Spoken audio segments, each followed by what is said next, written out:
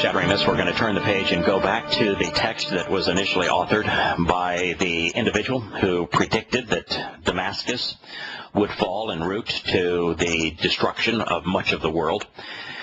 That individual, his name is Yahowah. He just so happens to be the creator of the universe, the author of life, and this is what he revealed to us in writing through his Torah, which means teaching. This is Bereshith, Genesis 15:5. We are returning to the passage we were analyzing during our last program.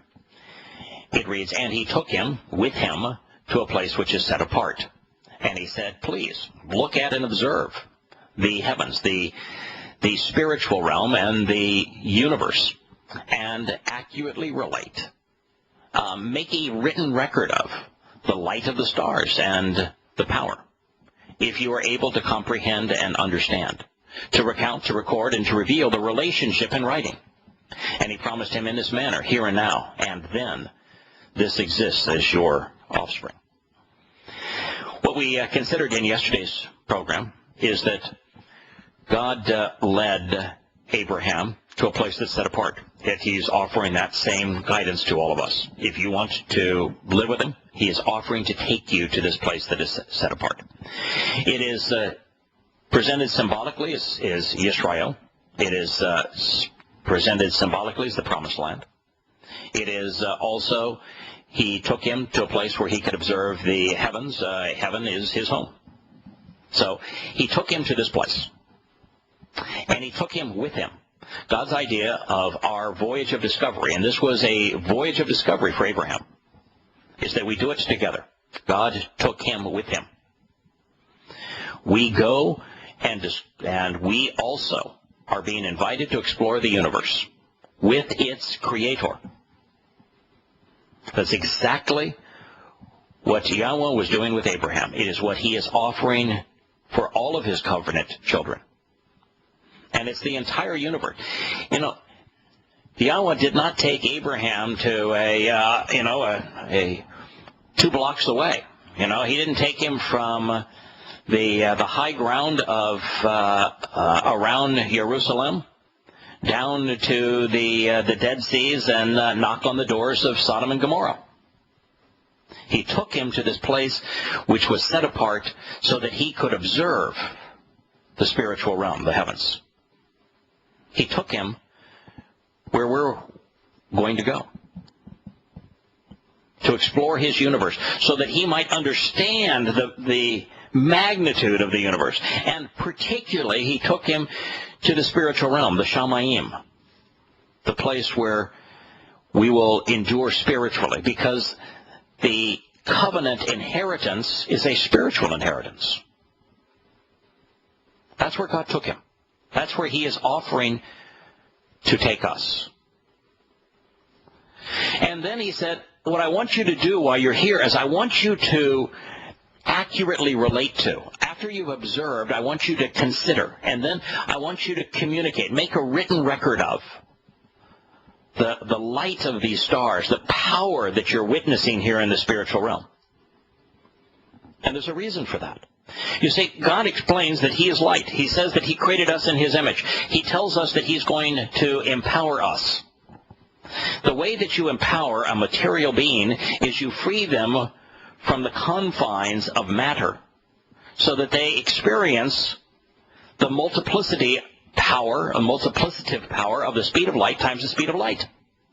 E equals mc squared. That's the multiplication that he was showing to Abraham. That's what he's revealing to us. We're currently a material being. Here's Abraham. He was all frustrated that, here down on earth, he doesn't have a kid. And Yahowah took him to experience the power of light, of energy, of the spiritual realm, and said, this is what I want you to relate to.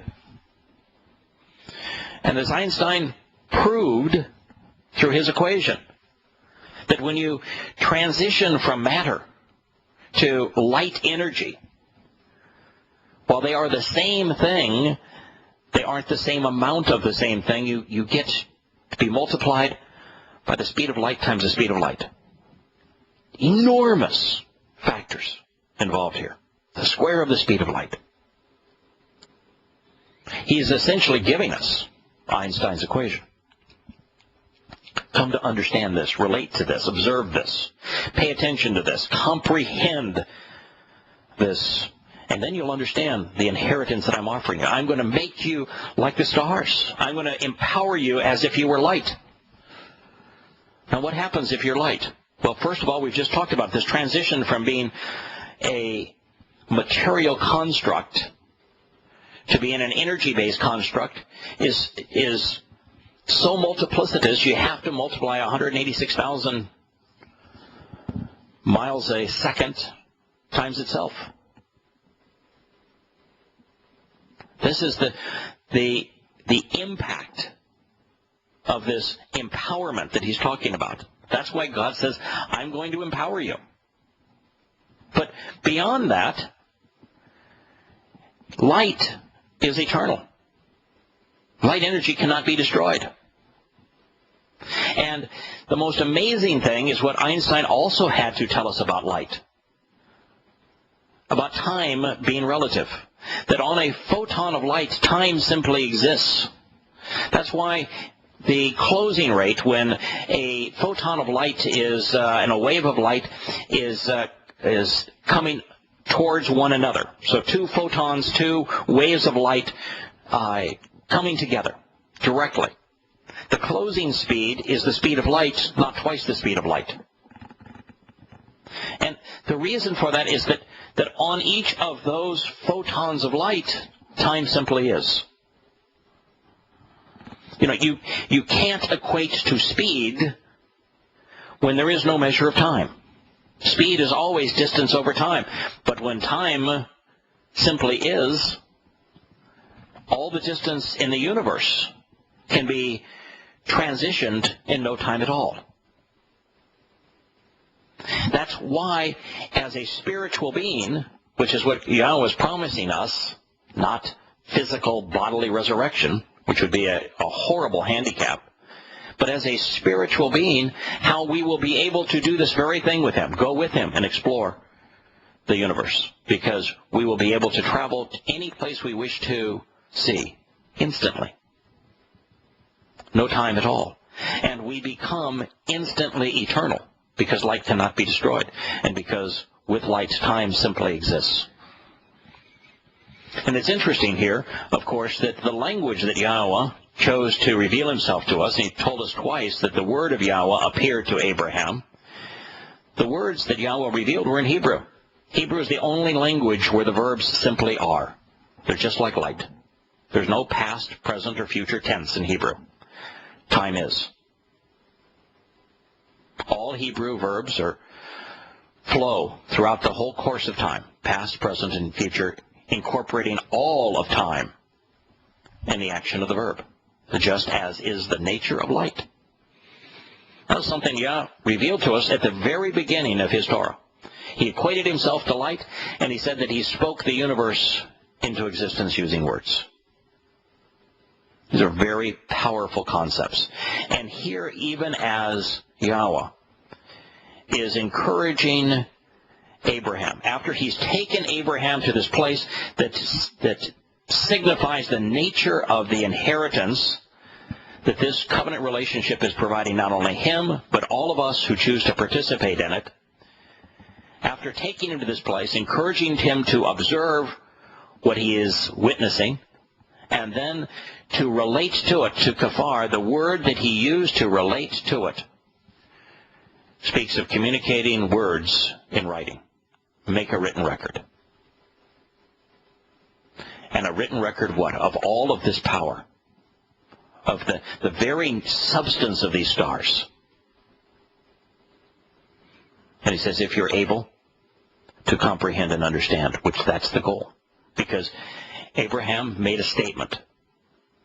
His statement was posed as a question. It really is even a complaint. You know, why are you talking to me about this marvelous inheritance that's going to empower me, it's going to enrich me, and specifically empower and enrich my heirs, and I don't even have a kid. I've got no family. I've got this servant from Damascus, and he's going to inherit all that I have. And God says, no, not going to be him. We're not going to Damascus here. It's going to be your heir from your genitalia, because we're going to do this the right way. It's going to be the product of you and your wife coming together in love, in the marriage, in your home, to conceive this child. And then we're going to name this child in such a way that it defines the entire purpose of the covenant. We're going to name him Ishak, which means laughter. So Yahowah is laying it all out for us. He's telling us what the covenant is all about, what the inheritance of the covenant is going to be, how we can relate to it, how we use his words in conjunction with the nature of light energy to accurately observe and relate to what God is offering for us. And it's exactly as it needs to be. So long as we are material, we are subject to the second law of thermodynamics. Things go from order to disorder. Life is fragile. We are mortal. The older we get, the more decrepit we become.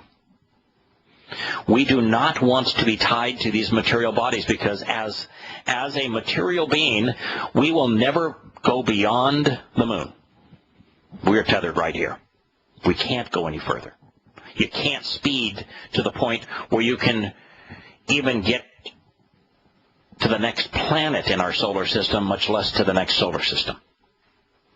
It's a horrible liability. And so God is telling us, you want to know what I'm offering you? You want to understand what I'm offering you? Comprehend this, as he took him into the heavens to witness a universe of stars. Then he says, I want you beyond coming to comprehend and understand this, recognizing this information. I want you to recount, record, and reveal this relationship in writing. The basis of the Torah. It's the purpose of the Torah. It's why the scroll of the Torah is kafar, in writing, just as this instruction to Abraham and through him to us encourages. And Yahowah promised him, in this manner, here and now, this exists as your offspring.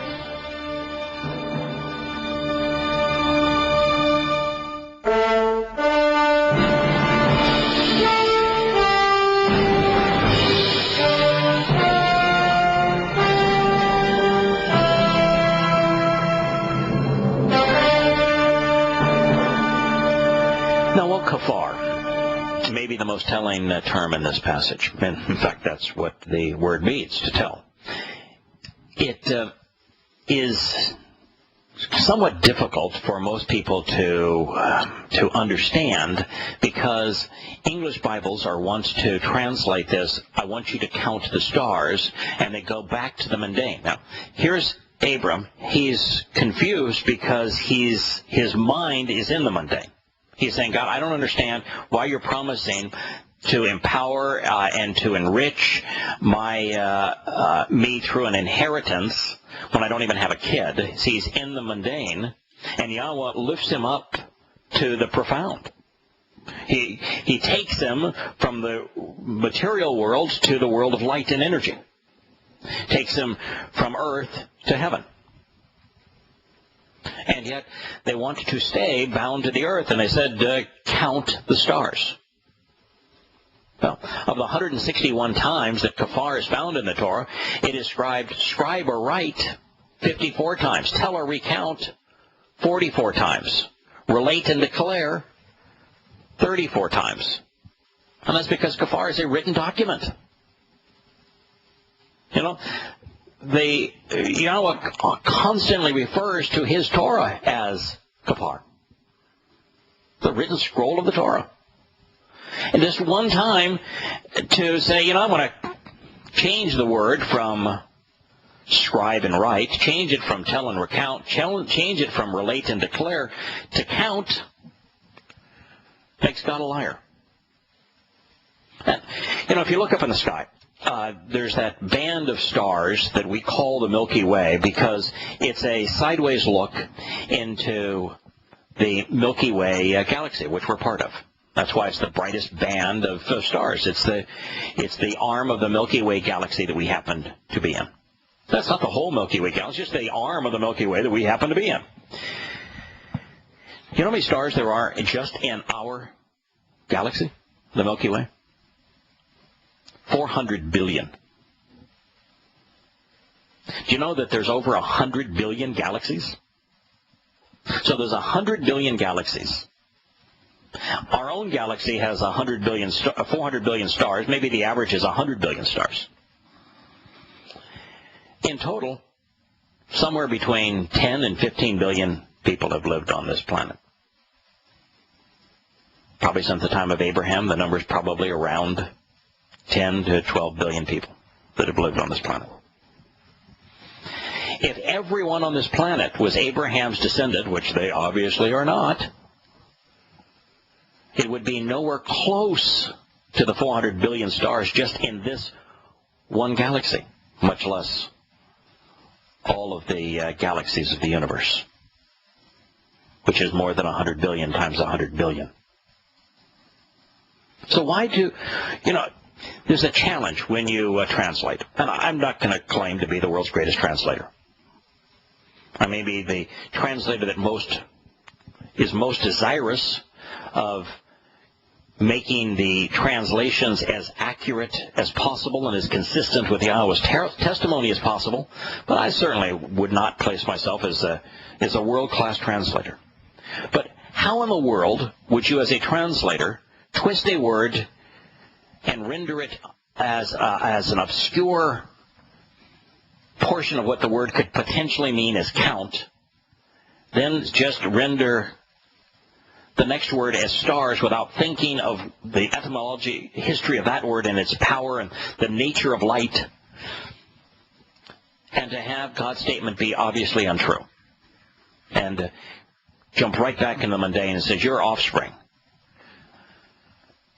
is going to be more numerous than the stars that you can count, because that's just not true. And it doesn't take us anywhere. What good, if you want to think about what God is offering Abram, what good would it be for him to know that his descendants would be more numerous than the stars that you can count?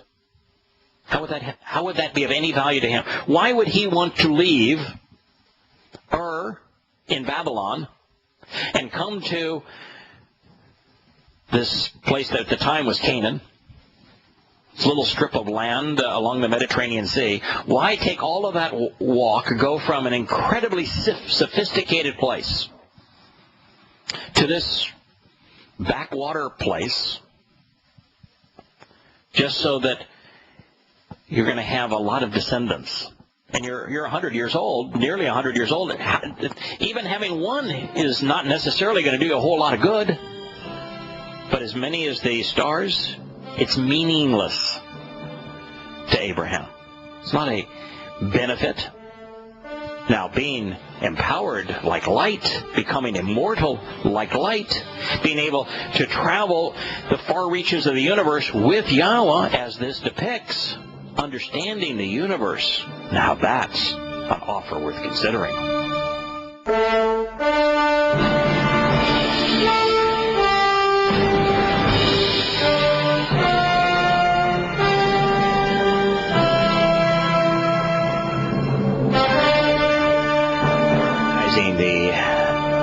Etymology, which is the history, the study of the word kafar, as it's used in this statement, which is to relate, it is to declare, it is to scribe, it is to write, it is to tell, it is to recount that which you're being shown, so that other people can benefit from it, so that we in turn can observe through Abram's eyes and experience what he observed, where Yahowah took him.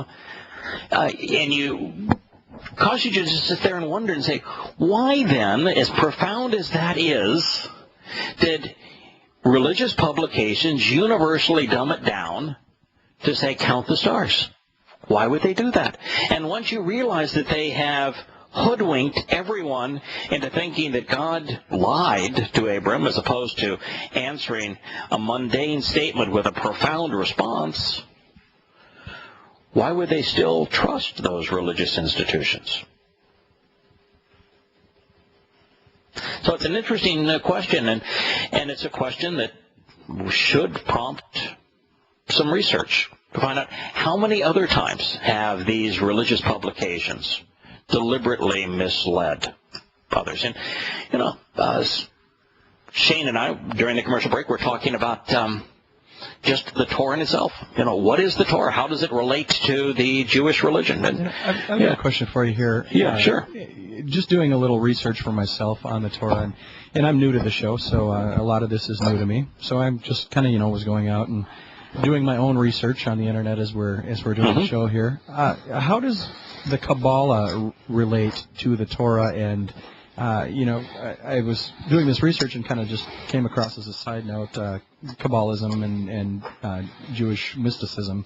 How does that relate, and what's your take on that? Okay, first of all, my take on you being curious, because here we're talking about the Torah and doing some research as to what do others say about the Torah. That is the single best response a person can have. I mean, you ought to care enough about this material to say, well, is there substance here? Is there really merit in this? And what do other people have to say about this book? That is always the best course of action. Now, there's a real challenge when you look up the word Torah in the internet or any place else, and that is that the Torah has been described, has been categorized as a religious book that belongs to the Jews, that is comprised of a set of laws, that it's part of the Jewish religion. And therefore, Kabbalah, which is the mysticism of Rabbinic Judaism, is associated with it. And I'm going to get to Kabbalah in a moment, but I'd like to lay a little foundation before we get there, if that's all right with you, Shane. Yeah, absolutely. According to Yahowah, the Torah is his. It's not a Jewish book. According to Yahowah, he hates religion, despises it. In fact, one of the most frequent themes throughout the Torah is criticism of Jews for being religious. So there is nothing religious at all associated with Yahowah's Torah, nor is it a Jewish book. It belongs to Yahowah. Okay. He claims it to be his. Next thing that's interesting is that the word Torah in Hebrew does not mean law. It means teaching. There is an enormous difference between law and teaching. Laws restrict. Teaching liberates. The more you learn, the more empowered you are. But with laws, the more laws there are, the more your freedoms are restricted. They are really opposites. It's interesting that there is no Hebrew word for obey. None. So God never once say, I want you to obey my laws. Never. See, that's interesting to me, coming from a background growing up in a Christian family, because you're taught, it's pounded into your head from day one, this obey, follow God's commandments, that sort of thing. So that's very interesting to me. Yeah, that what's called the commandments, that there isn't a command in the group of them? No, that's interesting. Yeah, they're called the 10 Commandments. There isn't a command in the 10 of them. The imperative mood is only used in one of the 10 statements. Yahowah, by the way, calls them the 10 statements. And there's 2 tablets. The first 3 are comprised of sweeping overall statements about the relationship between God and humanity, and literally based upon the nature of the covenant. And then the following 7 are written on the second of the 2 tablets, 77 Hebrew words on each of them. And the second tablet then has 7 specific instructions as to how we can relate to one another and to God. There's only one of the 7 that was written in the imperative mood. But before we go to the imperative mood, which is the only mood in Hebrew which can be used to issue a command, the imperative mood, probably 5% of the time that it's used is the voice of volition. What it expresses is first-person desire. It's so the speaker in the imperative mood is saying, this is what I would most like. This is what I would, this is my desire. If you want to know my will, this is my will. This is my desire. But it's not being issued as a command. 95% of the time the imperative mood is used, it communicates a desire. So you now have these 7 instructions on the second of those 2 tablets. One of the 7 is written in the imperative mood. And it's the one which compulsion is the most impossible. Just to emphasize the point, that's what God typically does. It happens to be the one that says, view your mother and father as very significant. Now, God is not telling it, it's rendered honor thy father and mother, so that's not what the word kabod means. It means to value, to view as very significant. And the second of the 3 statements, Yah says that fathers mislead to their children. They corrupt them, leading them to their own demise, to the 3rd and 4th generation. So Yahweh is not telling you to value what your father is telling you, not your earthly father.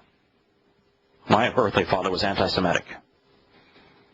He was so mean to my brother, to my mother, and to myself, I had to get a restraining order against him. It would not do me much good to highly esteem my earthly father. The father and mother that Yahowah, through the imperative mood, is telling us that it's his hope that we value is our heavenly father and spiritual mother. The spiritual mother is the set-apart spirit. Our heavenly father is the father of the covenant. And so that's the only one the imperative mood is used, and this is a choice for us. So there are no commandments, which is interesting. And God doesn't have any laws. The Torah is comprised of instructions. There's a huge difference between instruction and law. The reason that growing up in a Christian family would be drilled into you that the Torah is filled with laws is that was Paul's take on it. Right. But Paul was a false prophet. Paul negated the Torah, said the Torah was enslaved, that it was incapable of saving anyone. And Yahweh says exactly the opposite. He says the Torah is for flawed people. It's the only people there are. And so I've given you my Torah to liberate you, to free you. Right. And that's what guidance and teaching does. All right, so understanding that, the next part of it would be there's connection between Torah and Judaism. There's this myth that Jews are Torah observant, but they're not. They're Talmud observant. If you approach any religious Jew, particularly a rabbi, they're not going to quote the Torah. They will quote their Talmud. And the Talmud, there's 2 versions of the Talmud. There's the Jerusalem Talmud, and there's the Babylonian Talmud. The dominant Talmud is the Babylonian Talmud, and written about 500 of the Common Era, about 100 or so years before the creation of Islam. And it is a series of arguments between rabbis. The first rabbi to establish rabbinical Judaism, which is the Judaism that is practiced today, was Rabbi Akiba. And Rabbi Akiba came up with this plan in around 133 CE of the Common Era, that since there is free will expressed in the Torah, that the God of the Torah is therefore inclined to accept a vote. And if the God and the rabbis differ, then we will count the votes. God gets a vote, the rabbis get their vote. And if the rabbis outvote God, then it's the rabbis' will that will prevail. And then he wrote the rabbinical will in the Talmud. That was his argument. And so religious Jews adhere to the Talmud and to the Mishnah, which is writings by Maimonides, the Ramban, about 1000 CE. They pay very little attention to the Torah. In fact, it was the Rambam that said there are 613 laws that comprise the Torah. That's not true. There are no laws in the Torah, and the number 613 is wholly irrelevant and inaccurate. So that's the next aspect of it. Now, as it relates to Kabbalah, Kabbalah is a derivative of Jewish mysticism. It is something that has its roots also in Maimonides, the Rambam. The Rambam was a Masorete. He was one of those that wanted to vocalize the alphabet that comprises the Torah and the prophets, even though it already had 5 vowels amongst the 22 letters. And he, writing in Moorish Spain, began to expound on what he thought were the principles of Judaism. Then Islam became ruthless in Spain, and Jews were hunted down and killed. So he actually fled to Morocco, and then ultimately would come to write most of what he did while serving the Islamic vizier in Egypt. And he is the fellow that wrote the 13 principles of rabbinic Judaism, all of which contradict Yahowah's own testimony. And he is the first to conceive Kabbalah. Kabbalah is when you read the Zohar and the books of Kabbalah, what you find is that these rabbis have inverted everything. They've essentially replaced Yahowah with the adversary, Hasatan. And they've created a mysticism based upon a doctrine that is very similar to the Babylonian religion, where almost everything God says is inverted. And every statement that he's made is twisted using numerology and imagery that is wholly satanic. So, great question, Shane, and we can discuss it after the commercial break.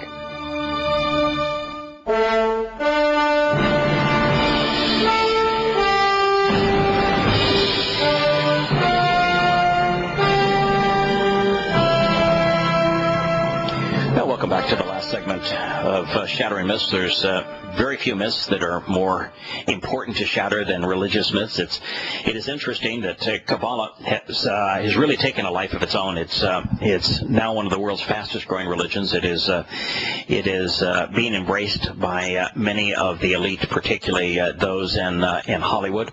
It was, by the way, a huge influence in Adolf Hitler and his occultism. As I read the Kohar and the Zohar, and Kabbalah, it just appeared to me that it was an even purer representation of the will of the adversary, Hasatan, than was Islam.